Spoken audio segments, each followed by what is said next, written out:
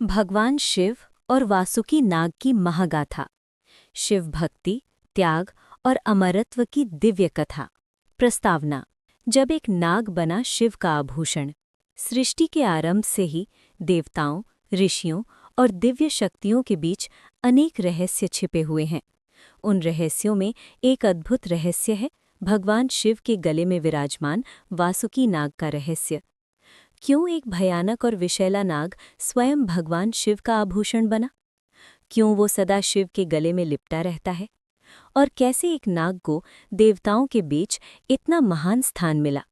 ये केवल एक कहानी नहीं है, ये भक्ति, त्याग, साहस और दिव्य शक्ति की महागाथा है।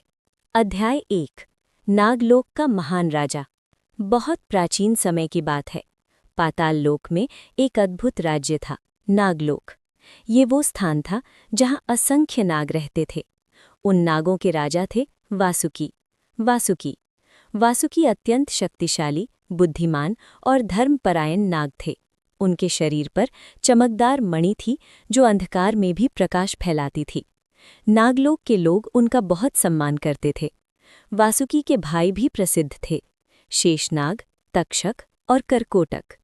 इनमें से शेषनाग को स्वयं भगवान विष्णु का आसन बनने का सौभाग्य मिला था। शेषा, विष्णु। लेकिन वासुकी के मन में हमेशा एक इच्छा रहती थी। वो इच्छा थी भगवान शिव की सेवा करने की। अध्याय 2। शिव के प्रति भक्ति। पाताल लोक से भी वासुकी की दृष्टि अक्सर कैलाश पर्वत की ओर उठ जाती थी। कैलाश, वो दिव्य पर्वत जहाँ स्वयं भगवान शिव निवास करते थे। शिवा, माउंट कैलाश। शिव साधारण देव नहीं थे, वो योगियों के योगी, देवताओं के देव, समय के भी स्वामी थे।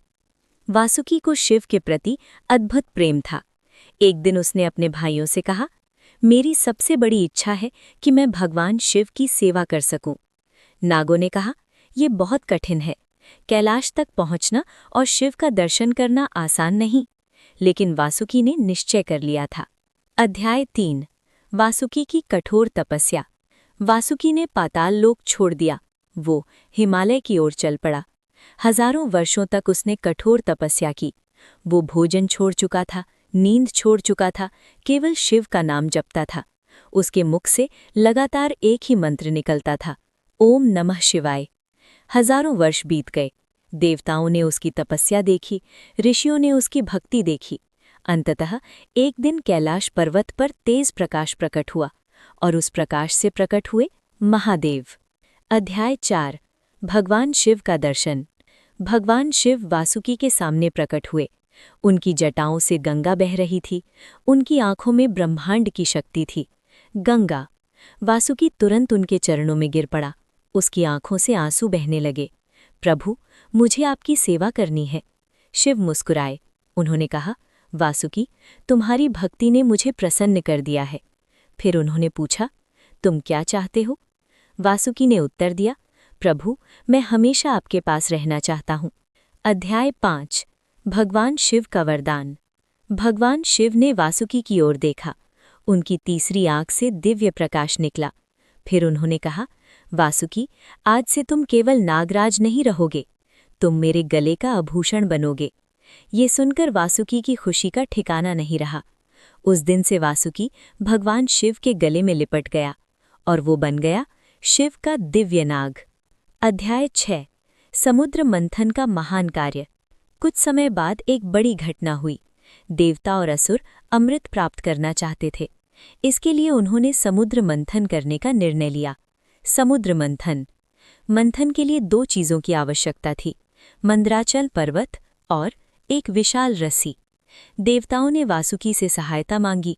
वासुकी ने तुरंत सहमति दे दी। अध्याय 7। मंथन की पीड़ा। जब समुद्र मंथन शुरू हुआ तो देवता और असुर दोनों वासुकी को पकड़कर खींचने लगे। मंदराचल पर्वत घूमने लगा, माउंट मंदारा। वासुकी के शरीर में भयानक पीड़ा होने लगी। उसके मुख से आग और विष निकलने लगा, लेकिन उसने मंथन रोकने नहीं दिया। अध्याय 8। हलाहल विष का प्रकट होना। समुद्र मंथन से सबसे पहले निकला हलाहल विष। हलाहल, ये विष इतना भयानक था कि पूरा ब्रह्मांड नष्ट हो सकता था। देवता घबरा गए। तब सभी भगवान शिव के पास गए। अध्याय 9। शिव ने विष पिया। भगवान शिव ने ब्रह्मांड की रक्षा के लिए विष पी लिया। उस विष के कारण उनका गला नीला हो गया, इसलिए उन्हें कहा जाता है नीलकंठ। नीलकंठ। वासुकी ने ये सब देखा। उसकी आंखों में आंसू आ गए। उसे गर्व हुआ कि वो ऐसे देवता की सेवा कर रहा है। अध्याय 10। वासुकी का अमर सम्मान। समुद्र मंथन के बाद देवताओं ने वासुकी का सम्मान किया, लेकिन वासुकी को किसी सम्मान की इच्छा नहीं थी। उसने केवल एक ही बात कही, मुझे केवल शिव के गले में रहना है। और आज भी जब हम भगवान शिव की मूर्ति देखते हैं तो उनके गले में एक दिव्य नाग दिखाई देता है। वो कोई साधारण नाग नहीं है, वो है नागराज वासुकी। उपसंहार। वासुकी का संदेश। वासुकी की कथा हमें 3 महान बातें सिखाती है। नंबर 1, सच्ची भक्ति से भगवान प्रसन्न होते हैं। नंबर 2, त्याग और सेवा सबसे बड़ी शक्ति है। नंबर 3, जो शिव की शरण में आता है उसे अमरता मिलती है। इसलिए भगवान शिव के भक्त हमेशा कहते हैं, हर हर महादेव।